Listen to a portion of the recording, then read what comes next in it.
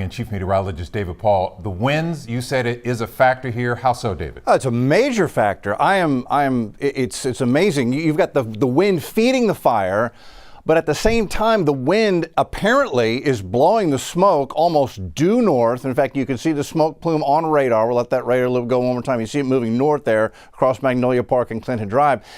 But the wind is keeping the smoke and the flames from pushing into that neighborhood, which is literally looks like 50 yards away from where those towering flames are. South winds 10 to 15, it's gusting 20 to 25, but it is blowing in just exactly the right direction to keep the smoke and flames away from that neighborhood. I don't know if we can go back to that aerial shot where you can see the fire and the neighborhood, but the wind is actually, this wind direction is helping to not only save that neighborhood from being engulfed in smoke, let alone flames, but also that wind direction out of the south is blowing the smoke over an area where there just aren't any homes.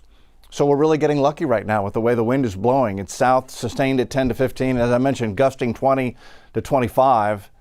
There's the picture. So what you've got here is the fire, the smoke being blown to the north. Now, when you have a strong wind like we have today, instead of the smoke going directly vertical, it can get kind of blown and billow along the surface. But as the fire department was mentioning, the heat of the fire, the heat of the smoke is enough so that it is rising up and it very quickly gets above ground level. But because the wind is just out of the south, it's blowing the smoke and flames this way. The neighborhood is right down here. If there was an easterly component to the wind, we would be talking about homes being threatened, but at the moment we are not. It is hot, 93 at Bush, Sugar Land at 91.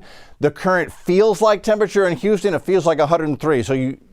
So you mentioned the safety measures they're taking with firefighters. They're rotating them. They're on for 10 or 15 minutes and they go to a cooling center, then rotate back out. So health of firefighters and the heat safety out there is very important. Other air temperatures were low 90s, but it feels like 103 at Bush. Hobby feels like 103. Sugar Land feels like 104. Conroe feels like 102. And again, you can see the smoke being blown to the north, but the smoke is hot enough and the wind is just not quite strong enough to keep it right next to the surface. So there are a lot of things going right to keep the smoke and the flames just far enough from homes and from spreading right now. We're going to take a break. Is that correct? We're going to take a break and we'll be right back.